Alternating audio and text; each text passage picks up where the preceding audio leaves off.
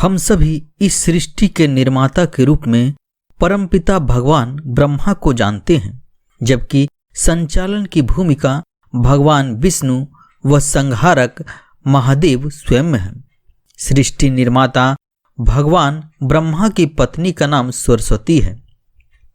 लेकिन आखिरकार सरस्वती माता की कहानी क्या है, या फिर सरस्वती माता की उत्पत्ति कैसे हुई?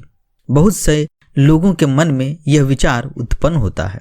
इसलिए आज हम आपको सरस्वती माता का जन्म और इसके पीछे का कारण एवं भगवान ब्रह्मा की पत्नी बनने के बारे में सारी जानकारी हम इस वीडियो में देंगे।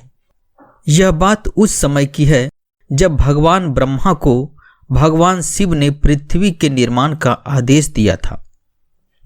महादेव के आदेशानुसार भगवान ब्रह्मा ने सृष्टि व इस पृथ्वी का निर्माण किया। उन्होंने पृथ्वी में समुद्र, नदियां, पहाड़, जीव जंतु, पेड़ पौधे इत्यादि सभी चीजों का निर्माण किया। अपने द्वारा पृथ्वी का निर्माण किए जाने के पश्चात जब भगवान ब्रह्मा ने उसे देखा तो उन्हें अपनी बनाई रचना में कुछ कमी लगी। पृथ्वी दिखने में तो बहुत सुंदर थी, लेकिन चारों ओर केवल मौन व उदासी छाई थी। कहीं कोई ध्वनि व संवाद नहीं था।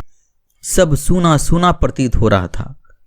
कहने का तात्पर्य यह है कि पृथ्वी में कोई भी ध्वनि या संगीत नहीं था, जिस कारण पक्षियों के चहकने, नदियों के बहने, हवा का सरसराहट इत्यादि कुछ भी सुनाई नहीं पड़ रहा था।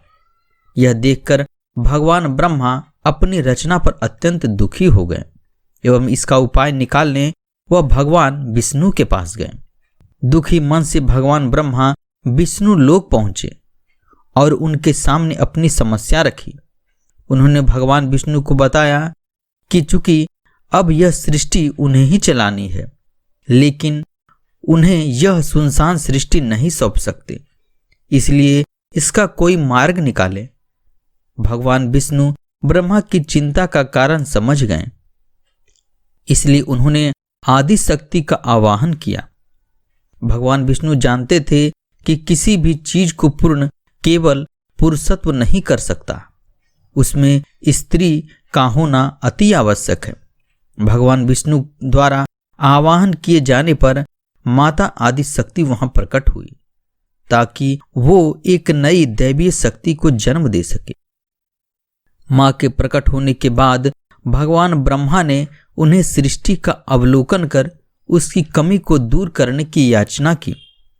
मां आदि शक्ति ने सृष्टि का गहन अध्ययन किया और पाया कि इसमें तत्व तो सभी विद्यमान हैं, लेकिन ध्वनि व संवाद की कमी है। साथ ही सृष्टि में बुद्धि व ज्ञान का अभाव था। अब मां को एक नई शक्ति का विकास करना था जो सृष्टि की इस कमी को दूर कर सके। सृष्टि की कमी को दूर करने के लिए मां दुर्गा के शरीर से एक तेज उत्पन्न हुआ व उसमें से श्वेत वस्त्रों में 4 हाथों वाली एक दिव्य नारी प्रकट हुई। उसने अपने हाथों में वीणा धारण किए हुए थी, तीसरे हाथ में वर्णमाला और चौथे हाथ में पुस्तक ले रखी थी। उनका नाम सरस्वती रखा गया।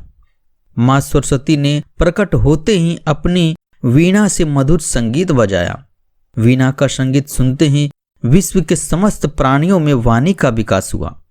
वायु में सरसराहट होने लगी, जलधारा में कोलाहल हुआ व पूरा विश्व मानो चहक सा उठा। पूरी पृथ्वी के विभिन्न प्रकार की ध्वनियां गुंजायमान हो उठी, जिस कारण हर किसी में एक नया उत्साह व उमंग का संचार हुआ। इसी के साथ उन्होंने विश्व के सभी प्राणियों व जीव जंतुओं की प्रजातियों व उनमें क्षमता के अनुसार विद्या का विकास किया। मां सरस्वती के प्रभाव के कारण ही हर जीव के अंदर विभिन्न कार्य को करने की दक्षता थी। वह सभी में उसी अनुसार अलग अलग कौशल विकसित हुआ। इसके बाद मां आदिशक्ति ने ब्रह्मा जी से कहा कि जिस प्रकार मां लक्ष्मी भगवान विष्णु की आदि शक्ति है, मां पार्वती महादेव की है, उसी प्रकार मां सरस्वती आपकी आदि शक्ति व धर्म पत्नी होगी। मां आदि शक्ति के कहे अनुसार भगवान ब्रह्मा ने माँ सरस्वती को अपनी अर्धांगिनी के रूप में स्वीकार किया। इस कारण हम सभी माँ सरस्वती को विद्या, बुद्धि, वीणा व संगीत की देवी मानकर उनकी पूजा करते हैं। हर गुरुकुल व विद्यालय में विद्यार्थी माँ सरस्वती की आराधना मुख्य तौर पर करते हैं। संगीतकार भी माँ सरस्वती की आराधना करते हैं क्योंकि संगीत की देवी माँ सरस्वती ही है। तो साथियों, आज हमने माँ सरस्वती के बारे में कुछ जानकारियाँ आपको दी। अगर यह जानकारी आपको अच्छी लगी तो हमारे चैनल को सब्सक्राइब कर दें। साथ ही आपके जो भी सुझाव हो हमें कमेंट बॉक्स में अवश्य लिखें। जय माँ सरस्वती।